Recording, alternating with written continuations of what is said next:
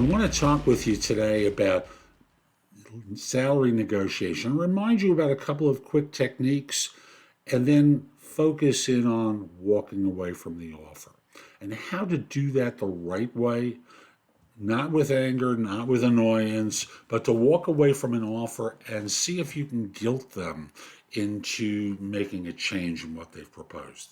I'm Jeff Altman, the Big Game Hunter. I started to be called the Big Game Hunter when I did recruiting. I'd hunt down leaders and staff for organizations, did it successfully for a long time, and now people hire me for no BS coaching and career advice globally because I make things easier for people around job search, hiring more effectively, managing and leading better, dealing with different workplace issues, and much more. So I want to always remind you that as you're interviewing, as you're at the point of getting to the offer stage, always have a plan B in place. More interviews. You haven't just waited for this one. What you're doing is having a backup plan just in case the negotiation doesn't work out.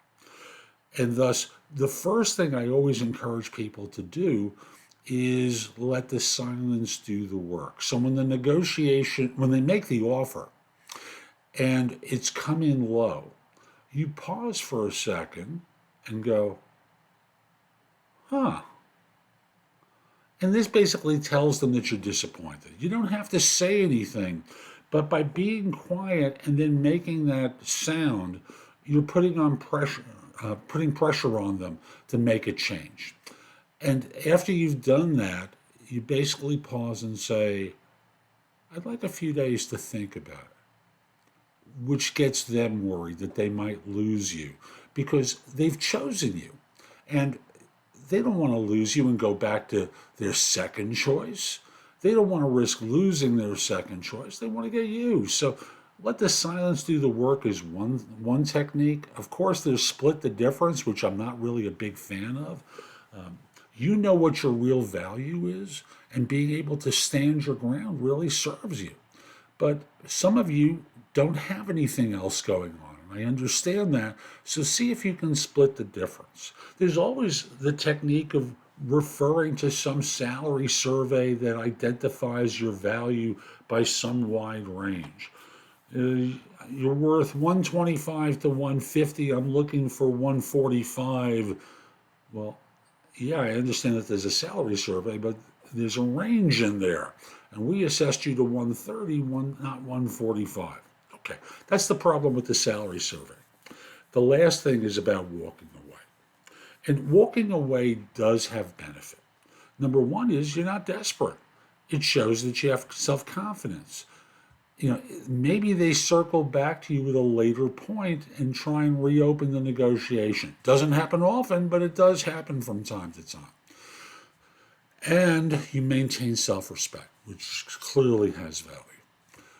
The last thing I want you to do before you walk away, and no one really talks about this part of it, they just basically say, walk away from the offer.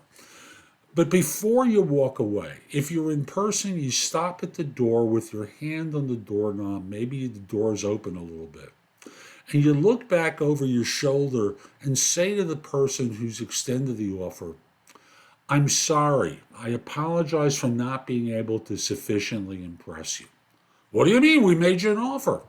Yeah, but you made a lowball offer. And obviously, you settled for me rather than valuing me as I do. So I apologize. And basically, what you're doing is making them feel guilty.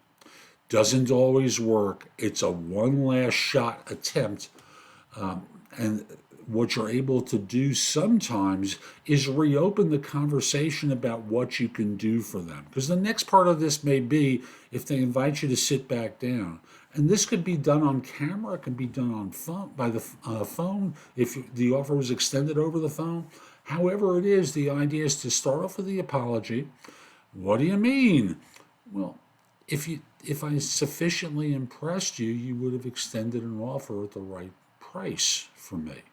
So I'm sorry I wasn't able to do that. And I know what I can do is, and then you start to resell your capabilities. You talk about the things in your background that relate to the role, what you've done previously, and now you're in there selling again. And sometimes they'll throw their hands up and go, okay, we'll come up with more money, give me a day or two. Or they'll say, I'm sorry, we just didn't see it or it was within budget.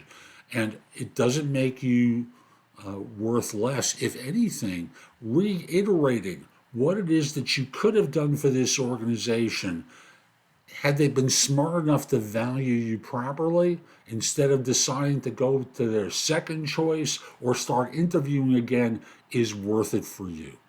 I hope you found this helpful. I'm Jeff Altman. My website is thebiggamehunter.us. Go to the blog and go exploring. There's a lot there to help you. And if you have questions about salary negotiation, you can book time with me for advice about that. Or if you just have questions about job search, hiring more effectively, managing and leading better, and much more, again, you can book time for Trusted Advisor Services. I'd be happy to answer your questions. Also, if you decide that this is happening too often and you need help with interviewing or any element of your job search or post-employment with the things that I've spoken about previously, you can schedule time for coaching, or if you're not sure, a free discovery call so I can help you. Lastly, connect with me on LinkedIn at linkedin.com/IN/The Big Game Hunter. Have a terrific day, and most importantly,